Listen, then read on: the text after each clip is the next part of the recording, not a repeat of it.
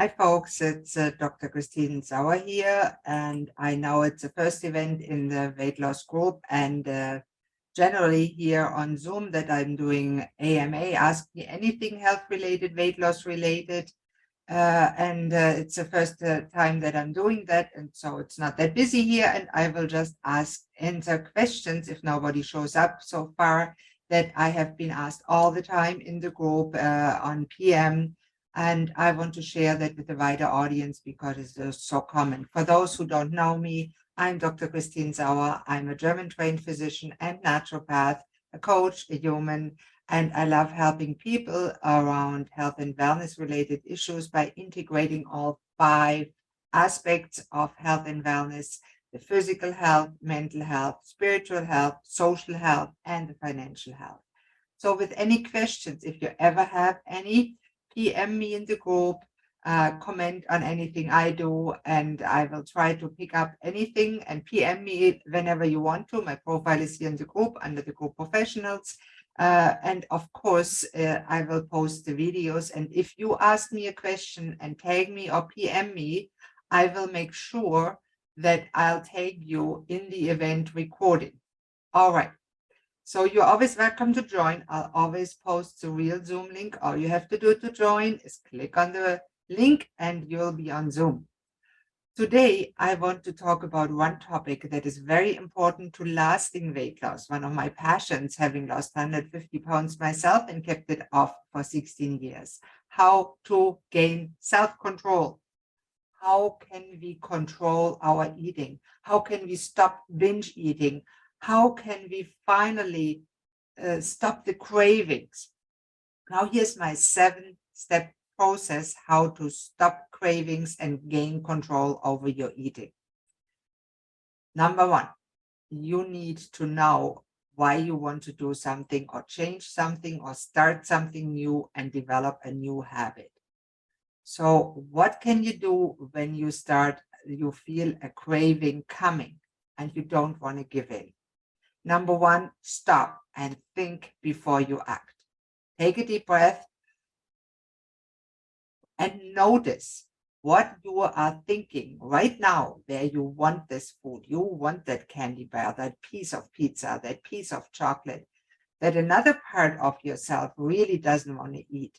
And those little thoughts may come from your childhood, from your trauma, from other events, from your experiences, from all kinds of issues, and they pop up in your conscious just for a little bit, and the thought produces the emotion, which is a craving. I need to have it. I feel miserable. So it could be, I'm not lovable. I need food to help, food to love me. I don't have nobody. I'm worthless. Most of the time, it is something that we are saying to ourselves that's miserable. So number 1, stop and think. Take a deep breath. What I'm thinking right now, why do I want that chocolate bar so bad? Number 2, notice what you're thinking. And if there's a thought popping up in your head, try to not judge it. Just write it down on a piece of paper to work on later. Either you can do it yourself and have a little worksheet that I'll be happy to give you if you ask for it in the comment, PM me or tag me so I can give it to you. So I know this because that group is moving fast, as you know, and I might not know this. So write it down to work on later, either yourself or with a coach like myself or somebody else that is really good. And the therapist will also can also help you to change thought patterns that are unhealthy for you. Number 3, say stop to yourself. You can even say it loud if you're in an environment that allows you. And there's a little technique that I use to help the brain learn the stop. You know, I'm all about brain training. So you put a rubber band around your wrist.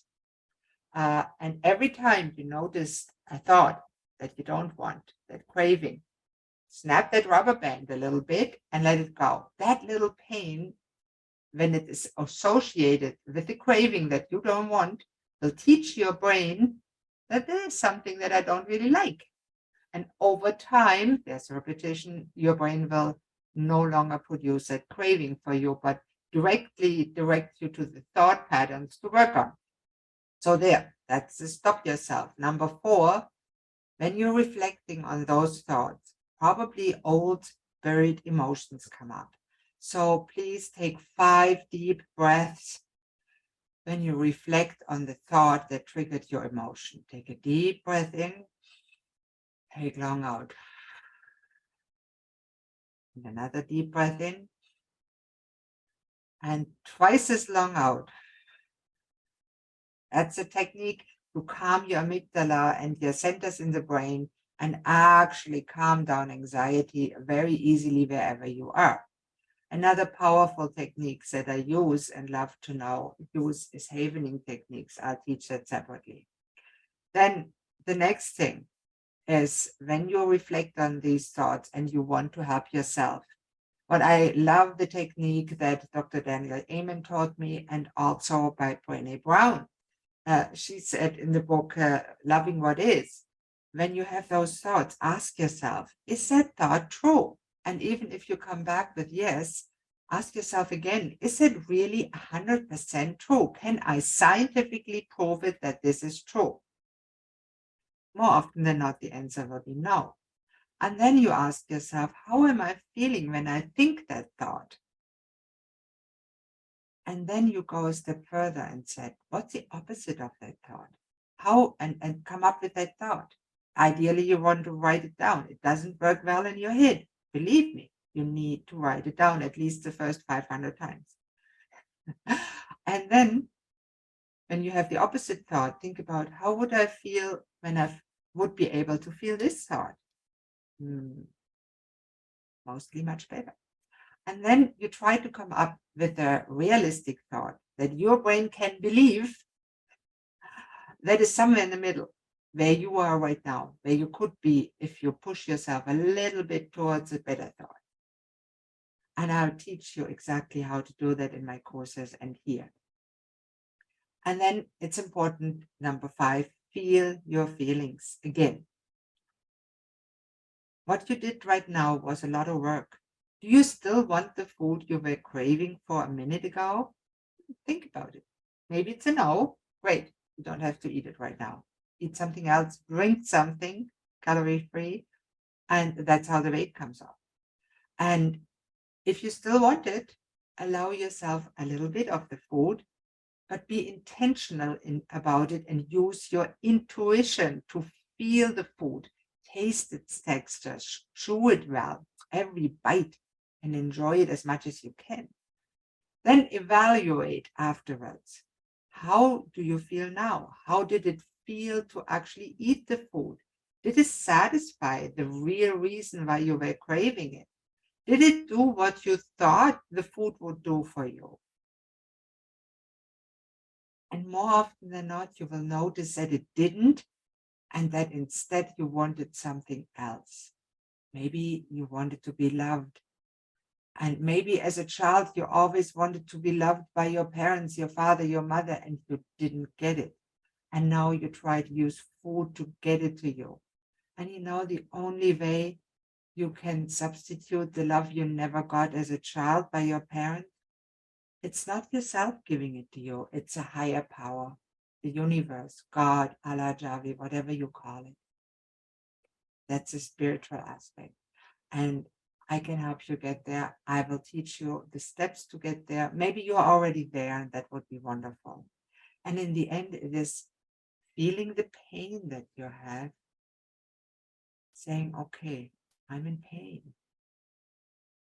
God, universe, help me.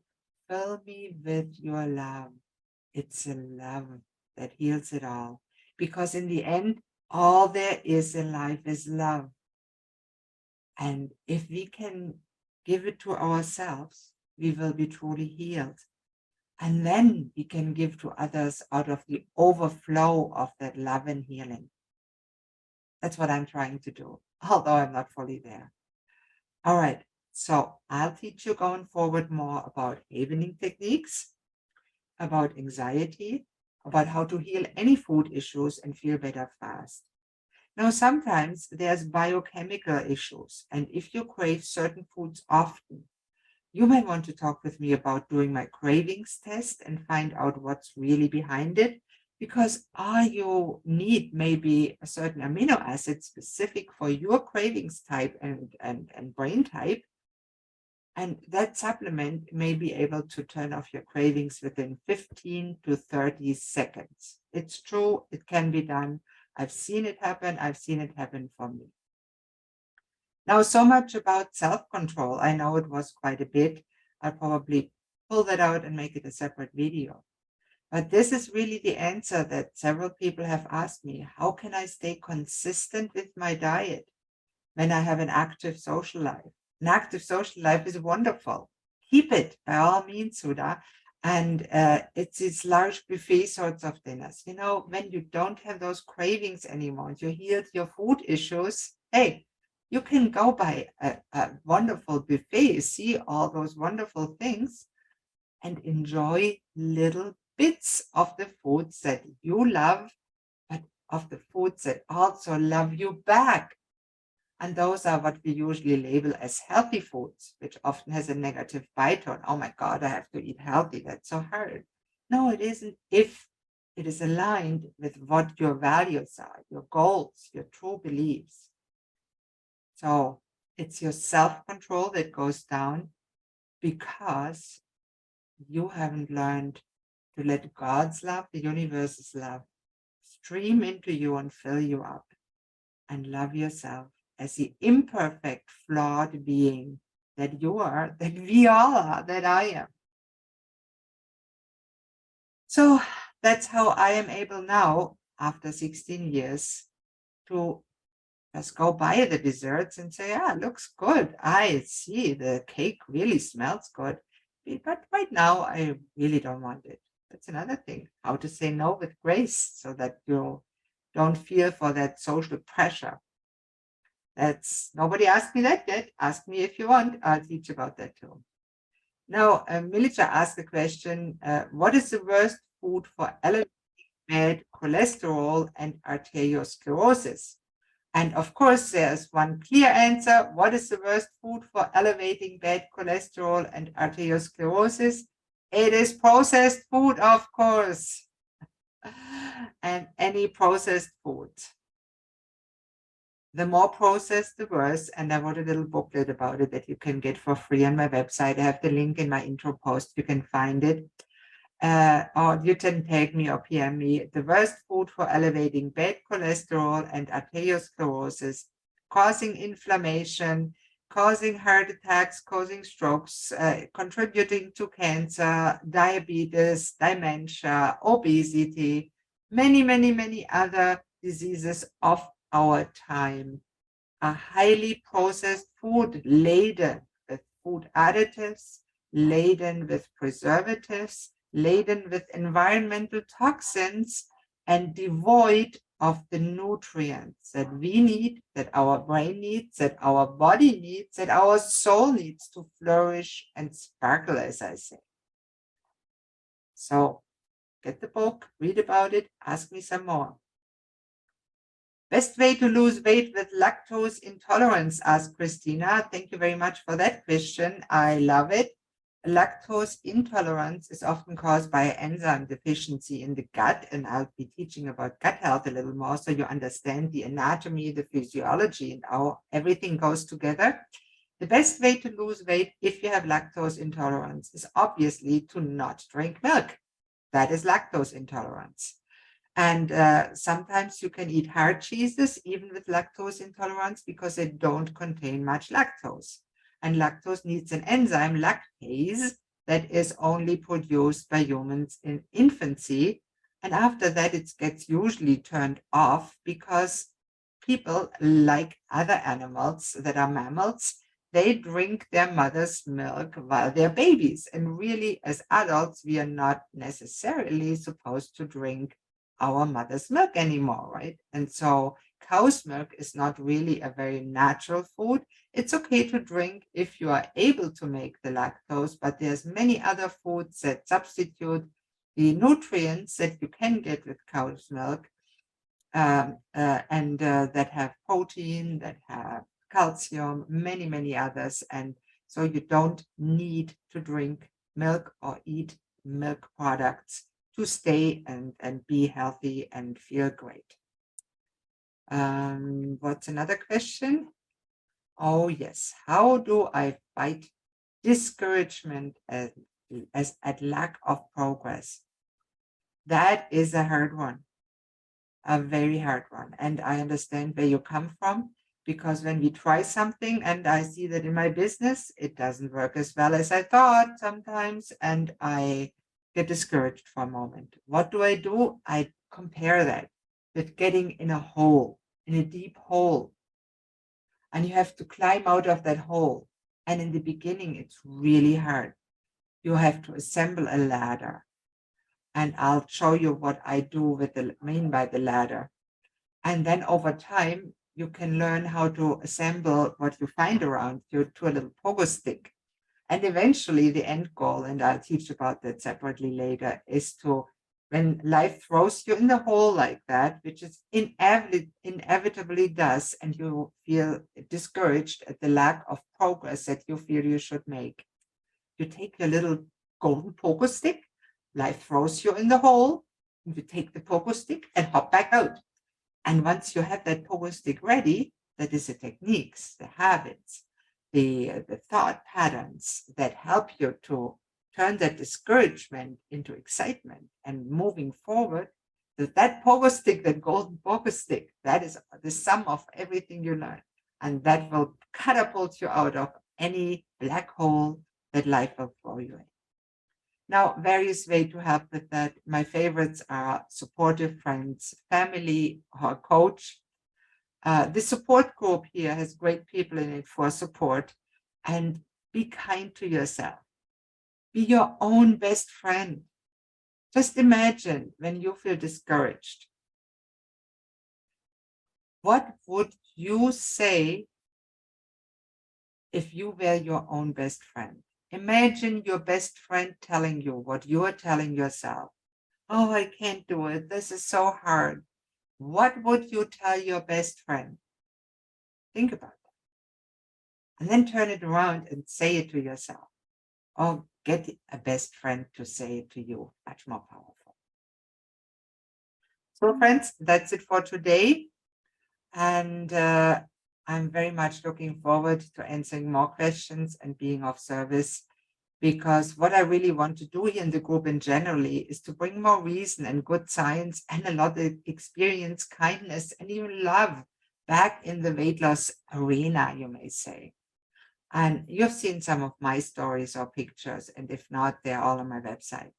Because that's why I am so passionate about doing what I do.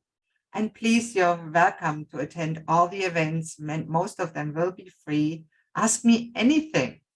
Because the worst that can happen is that I say, I don't know that either. Never thought about that. Good question. Now, what's wrong about that? All right. I'll talk to you later. Take care. Bye-bye.